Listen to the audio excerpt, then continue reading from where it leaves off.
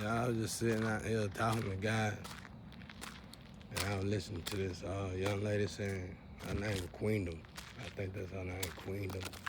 Queendom. Ain't it beautiful though? Ain't nothing. Hey, God is so beautiful, man. God is beautiful. Yes, God is. And you said God at the end. She said God. She said He ain't fair. He ain't fair in a great way. He's a jealous God in a great way. God created us.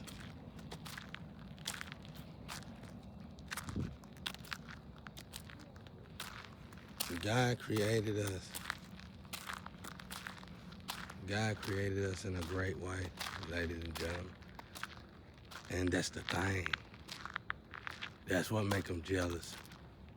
God created us. God knows what we're supposed to be doing. God built us for a purpose. So wouldn't it only be fair for God to be jealous if we over there with Satan? Satan is just the merchant, CEO, / manager, all that over hell. Satan's still an angel. Satan's job is to make sure that you do not believe in God and you will not fight for God. And at your lowest point, you will break and turn on God. Because people like that don't get to heaven. As bad as I hate to say it. Some of the best of us fold under pressure when it comes down to that moment when we got to make a choice between God and Satan. Some of the best of us. She also said, your family love your family, and then you, I guess, love your family after you love God. You almost got it, but just like this, sweetie. You love God, and by you loving God with your all, you build a relationship with the Father.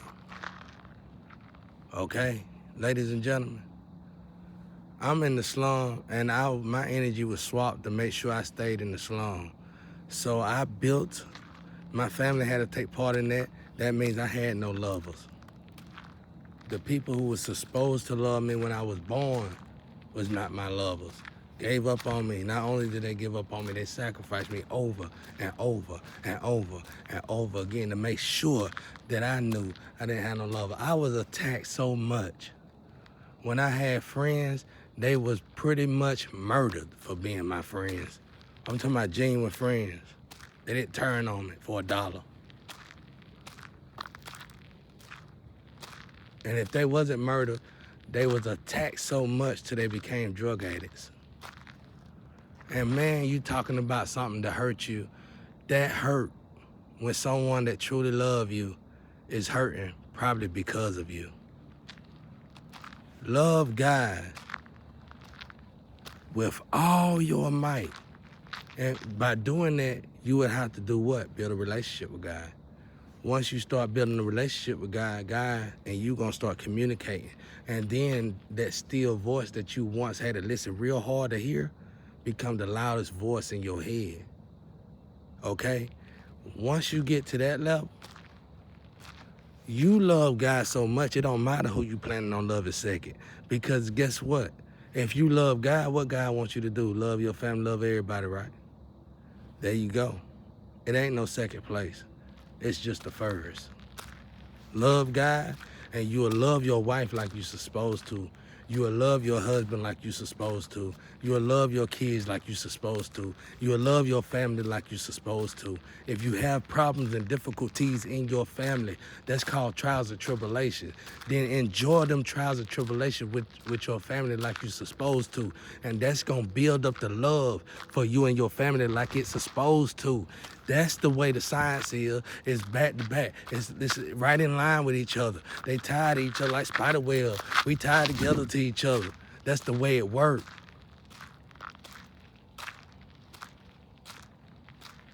Like with my family, you think about this. Why is it that in our families, we don't like them, or we black sheep in our family? Because We the curse breaker. I heard somebody say on the messenger, the black sheep are the chosen one. That could be possibly true, if it isn't true. That could be possibly true, if it isn't true.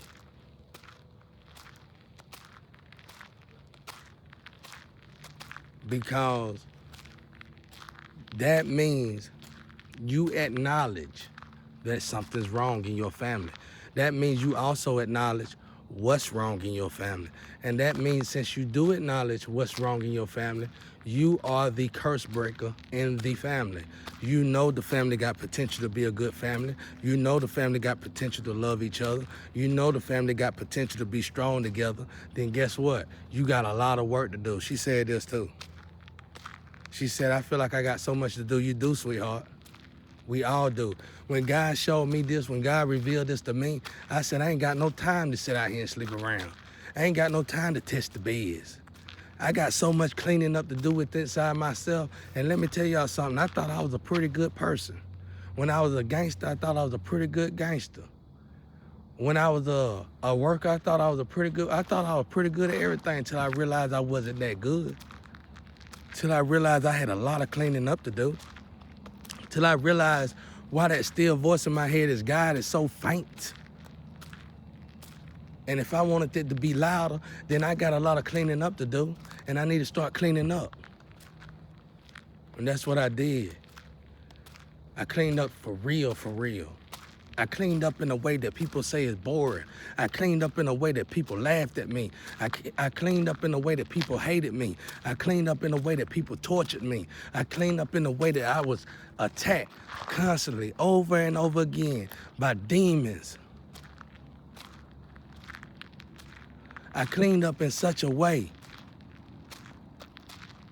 that I wanted desperately to make God proud of me.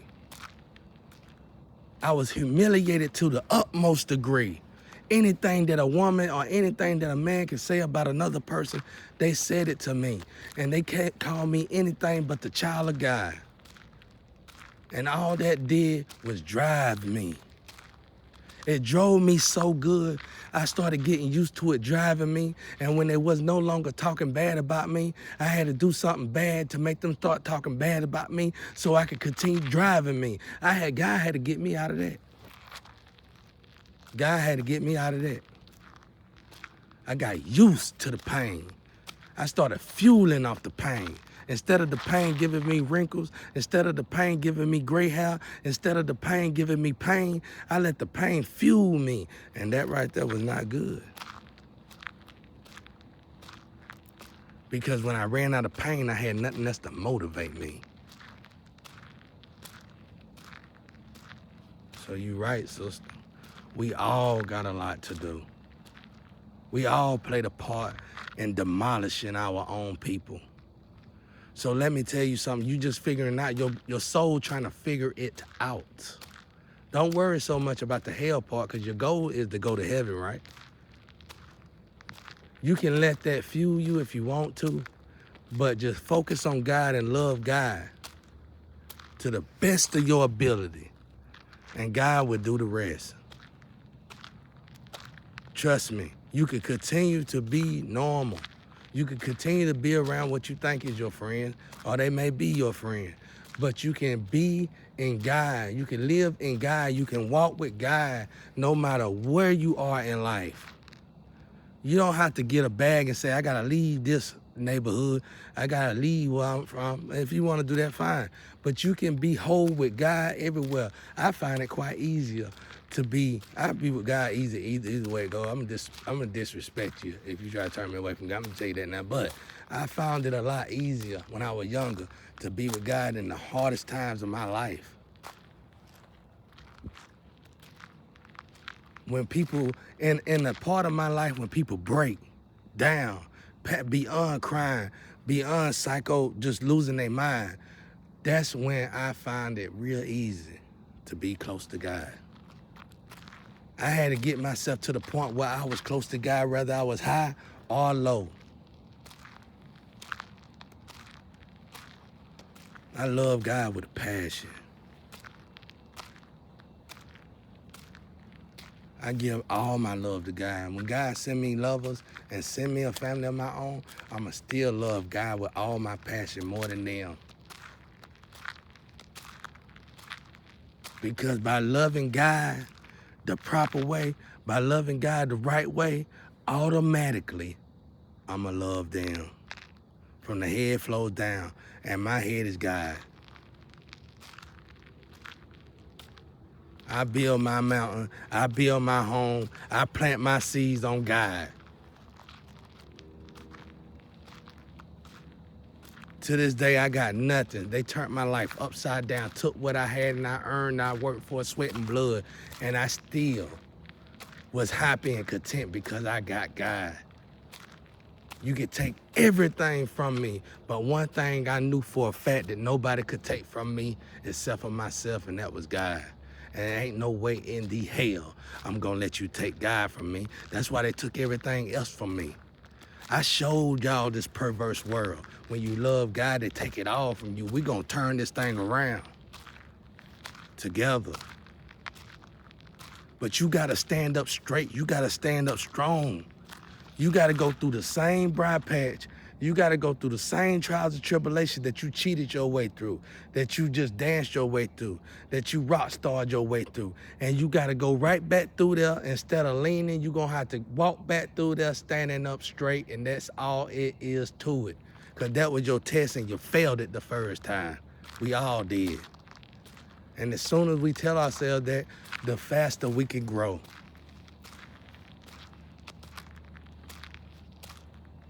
People judge me by the way I look. People judge me by these videos. People never even reach me that say they love me. People never even get to me that say they're supposed to be with me. They go through all these stipulations. They go through all this red tape that I didn't even know existed when it came to me. Not knowing these are Satan's plans, these are the Satan's schemes. And as soon as you violate me and you go up to that, they gonna tell God, and it's gonna be worse for you than it would have been if you would have got to me. It'll be worse for you if you've been better off not even being born probably. Cause God loved me. I know my Father loved me. I love my Father unconditionally, but it still ain't enough. And it still ain't nowhere near how he loved me. Okay? I love when people attack me and pick on me and call me Bug Life and everything else.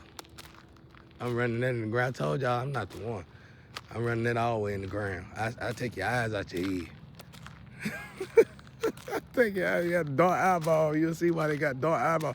You know, in hell, they take their eyes out because they can't take it no more. They just go by the sensors. In hell, they can't take it no more.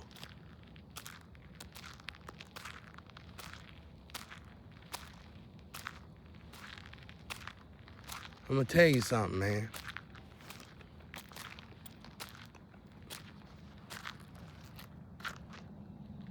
I'm born and raised in the chaos. I'm born and raised in chaos. And I knew a long time ago, no matter how much money I got, I was gonna stay in chaos until this mission. I thank God that the mission came up. But let me tell y'all something out there. When you realize your family got a problem, that is your purpose, believe it or not. Oh, so what, you gotta sit at your mama's house? So what, you gotta stay at your daddy's house? You know why you gotta stay at your mama's house? You know why you stuck and gotta stay at your daddy's house? Because that's where the problem is. That's where your purpose starts. You know the sad thing about all this is, the vast majority of us purpose in life probably it starts in a place that we were already originally from. In other words, what I'm trying to say, free of charge, just like water and air. So imagine that you leave there, you go get a good job, you do this, you do that, and you might not even go get a good job. You sacrifice people. You do all these, you sacrifice a whole lot of people, and you like, get one more leg, get this one more leg, And then you just sacrifice your families and everything just so you can be happy, just so your family can be happy. Just think of the greed of that. Just think of how selfish that is. And you do all that, and you still haven't lived your purpose. Okay, now what happens when that happens? Oh, that's easy. I can tell you that. I wish I had the wealth class with me, because they can help me tell you this. You skip all them trials and tribulations, and you make it finally to the money. Now you can get in your little nice car, get in your little nice house, and you can show everybody your nice house. But here's the problem with that is, y'all. Once you done showed everybody your nice house and your nice car, what you gonna do then? Buy another car and another house. And you gonna keep buying it till you go broke. And guess what? You know why you buying a house and buying a car over and over again? Because it's boring. You don't know what else to do. Because you on your own, you alone. Because since you didn't go through trials and tribulation, you ahead of time. Your timeline is off real bad. So by the time your partners and everybody, whoever's supposed to be up there with you that you can talk to and consult with, it's gonna be too late. Because you're gonna be done went back broken. You're gonna have to go back to the beginning and do them trials and tribulations just like God told you, if you are lucky. The same ladder you go up, we hear this all the time in the street, it's the same ladder you go down. The only difference is for some reason you sliding down it.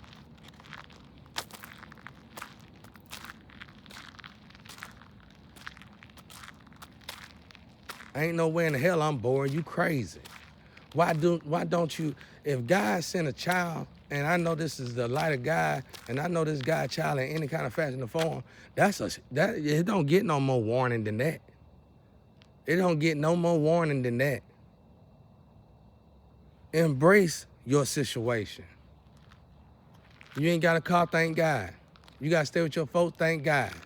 You got somewhere to stay, thank God.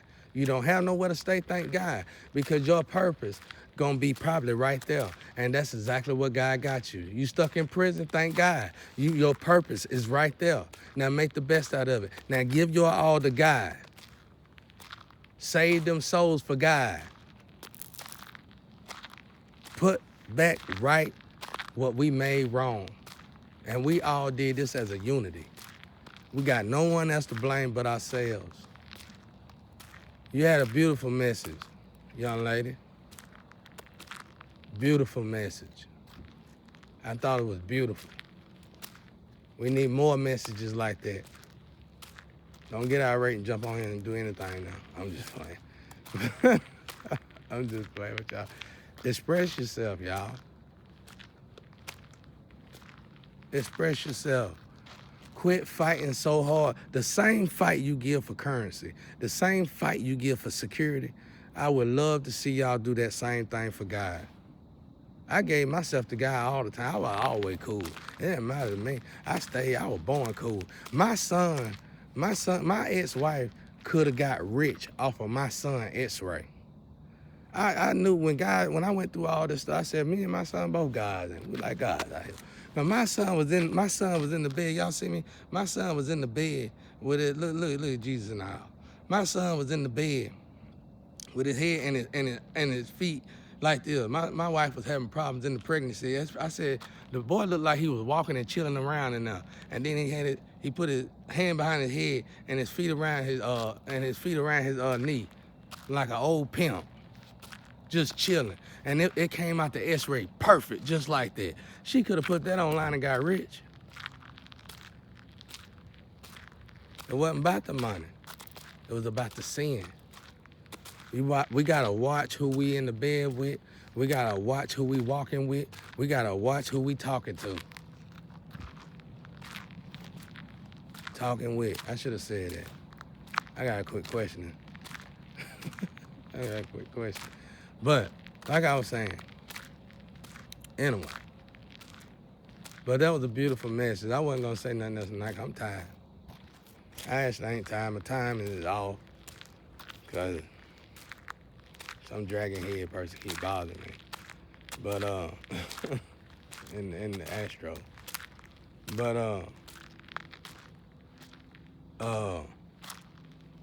But yeah, Love God. Give God your all. And you ain't got to quit worrying about whoever. If you love God, you know what God said in the Astro? They was in an area in the Astro where they were giving people lovers or something, friends and companions. They hollered at God and said, well, what about Tat? He don't need nobody, he got me. And you know, I was astonished. I wanted to say, God, you think I don't need no woman? But I knew better to say that. I was glad that the Father was going to actually hang with me. And for a second, I thought it wasn't. I was like, man, I might be losing my mind. But then when these tests started coming around, and I didn't have to take these tests because I was trying to walk like my brother Jesus Christ, God made sure they didn't put me down. They didn't descend me as much as they wanted to descend me, and they could have possibly descended me.